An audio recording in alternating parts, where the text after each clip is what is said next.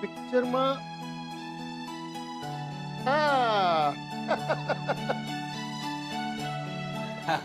હા એ છે. અરે અંકલ જબરું તમે તો ઓળખી કાઢ્યા અમને. અને હા, સાંભળ્યું છે કે તમારું એક નવું પિક્ચર આવી રહ્યું છે. શું થયું? અરે શું થયું એટલે આ તમારા પિક્ચરનું નામ પૂછી રહી છે. શું થયું?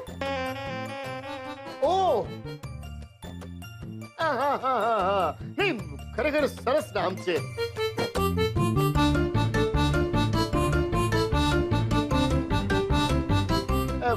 પણ મને કહેશો કે પિક્ચરમાં એવું તો શું થયું કે આવું નામ રાખ્યું? શું થયું?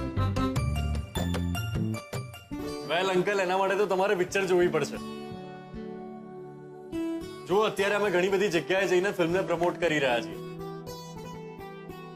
અને બધાને એક સવાલ પૂછી રહ્યા છીએ કે તમારી લાઈફમાં સ્મરણ શક્તિનું મહત્વ કેટલું? તો અંકલ તમારી લાઈફમાં કેટલું? ભાઈ મારી વાત કરું ને તો થોડા દિવસો પહેલા હું બધી વાતો ભૂલવા લાગેલો.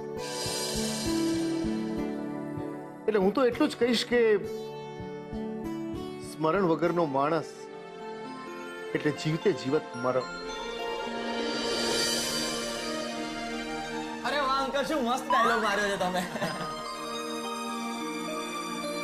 હા, જેમ નીલે પિક્ચરમાં શોટ માર્યો તો.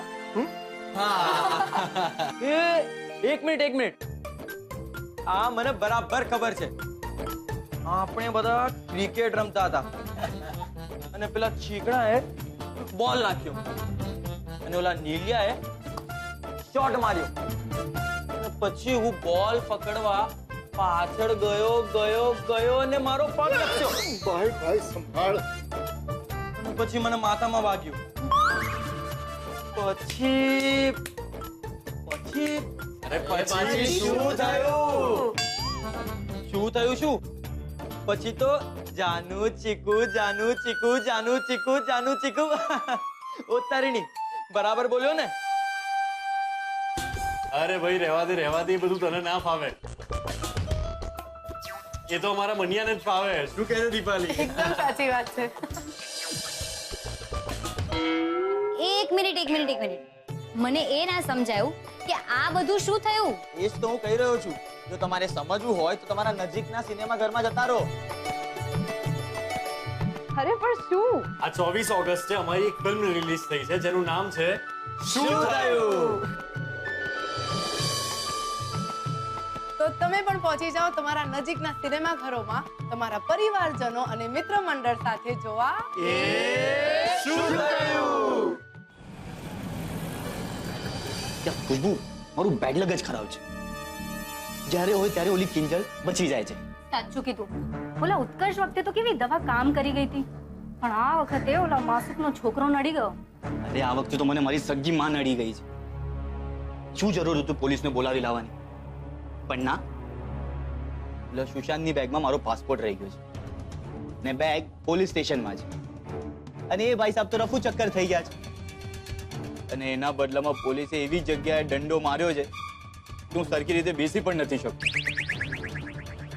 ક્યાં છુપાઈ ગયો છે? ભલે ને ખોવાઈ જતો, જશે ક્યાં?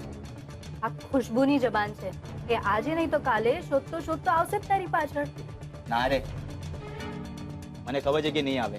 અને જો આવશે ને સૌથી પહેલા એને બે ઠોકીશ અને કઈ સરપોટ. એ બેવકૂફ, આ બેવકૂફી ક્યારેય નહીં કરતો. હા, તું લખીને રાખ, સુશાંત તારો કોન્ટેક્ટ કરશે જ. અને જો નહીં કરે ને તો તારી બધી ઉધારી માફ. સાચે? જલસા કર રાજા. અસલી ખેલ તો હવે શરૂ થાય છે. હવે આવશે અસલી મજા. ખેલ કૂતરા અને બિલાડીની વચ્ચે.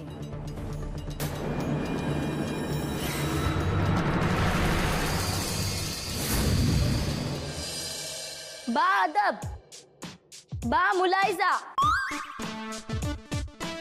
होशियार। किंजल देवी की सवारी फिर से अपने रूम में पधार रही है। बस करने दीजिए। હું શું કામ બસ કરું? હા, આજે દુકાને આટલા મસ્ત મહેમાનોને તમે મળીને આવ્યા ને મને યાદ પણ ના કરીને. અરે કરી હતી ને, જ્યારે પપ્પાએ અહીંથી બહુ જ સારા લોકોને વિદાય કર્યા ને ત્યારે તને બહુ યાદ કરી. સાચે સેજલ દીદી, તે મને કહો ને, પપ્પાએ બાને જ્યારે ગેટ આઉટ કહ્યું ત્યારે બાનું મોઢું કેવું થઈ ગયું હતું? કેવું હોય, આવડું થઈ ગયું તું. હું તો કહું છું આટલાથી પણ છે ને આટલું થઈ જવું જોઈતું હતું, સાવ ચણોટી જેવું.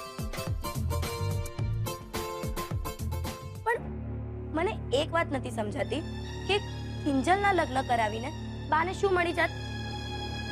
બાની તો ખબર નહીં, પણ સુશાંત પર ભરોસો કરી મને જીવનનો સૌથી મોટો પાઠ જરૂર મળી ગયો છે.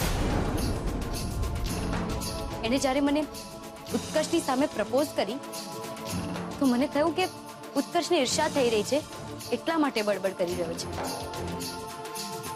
પણ હવે મને સમજાયું કે આપણા બધામાંથી ફક્ત એક ઉત્કર્ષ જ હતો જેને સુશાંતના આશયનો પહેલેથી જ અણસાર આવી ગયો.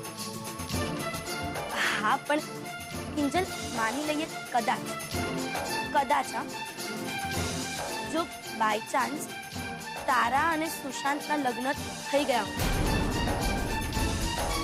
તોય તો સુશાંતને તારો હસબન્ડ થોડી સ્વીકારવાની હતી. હા, પણ એકવાર લગ્ન થઈ ગયા પછી સામાજિક દબાણ તો નાખી શકાય ને, બા જેવા લોકો થકી. હો, એટલે કે તારું કેવું એમ છે કે તું સુશાંતને ધીરે ધીરે પ્રેમ કરવા લાગત? બિલકુલ નહીં. કોઈ દિવસ પ્રેમમાં જબરદસ્તી કામ નથી કરતી. તો પછી આ પ્રોબ્લેમનો સોલ્યુશન શું? સુશાંતનો મેલ ઈગો. એકવાર એનો ઈગો છોડી દેશે ને પછી બધું જ ઠીક થઈ જશે. એ ઠીક થાય ન થાય, પણ આપણે ત્રણે સાથે છીએ અને કિંજલ સુરક્ષિત. બીજું આપણને શું જોઈએ છે? હા, હવે તો આવા દે પેલા સુશાંતને. મારા એક હાથમાં રેકેટ છે ને બીજા હાથમાં સુશાંતના નામનું શટલકોક. દબાક દબાક દબાક.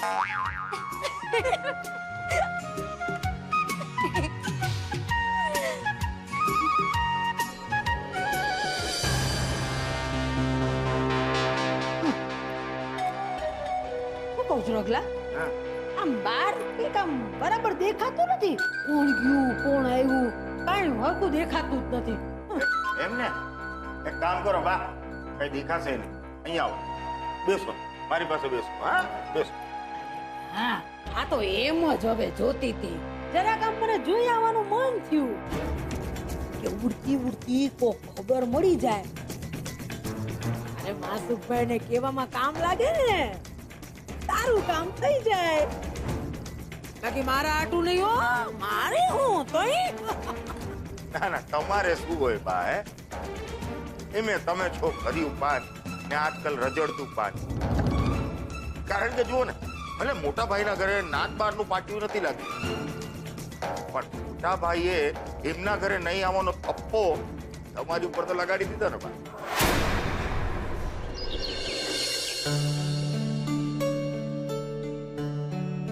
જો આ આઈટી કંપની વાળા છે ને, એ લોકો જે લોકોએ સીએ ની એક્ઝામ આપી હોય ને એ લોકોને ખાસ જોબ ઓફર કરે છે. હું વિચારતી હતી અપ્લાય કરું. જય જિનેન્દ્ર મીરાબેન. અરે પદ્માબેન તમે? જય જિનેન્દ્ર, આવો આવો. મમ્મીજી તમે? હા બેટા, સુખી થાજે. હું તને નહીં, મારી કિંજલને મળવા આવી છું. રૂપેશે મને બધી જ વાત કરી. કેમ છે હવે તું બેટા? સારું છે. અને સારું હોવું જ જોઈએ. એક વાત સમજી લો, ભગવાન સારા માણસો સાથે ક્યારે પણ ખરાબ નથી કરતા. એમ સમજવાનું કે આપણા કોઈ કર્મ ભોગવવાના બાકી રહી ગયા છે. સમજી બેટા? હા, એ તો છે જ. પણ જો રૂપેશ જીજુ સમયસર ન આવ્યા હોત ને તો. કેમ ના આવે રૂપેશ સમયસર? તે પણ તો સમયસર એનો જીવ બચાવ્યો હતો.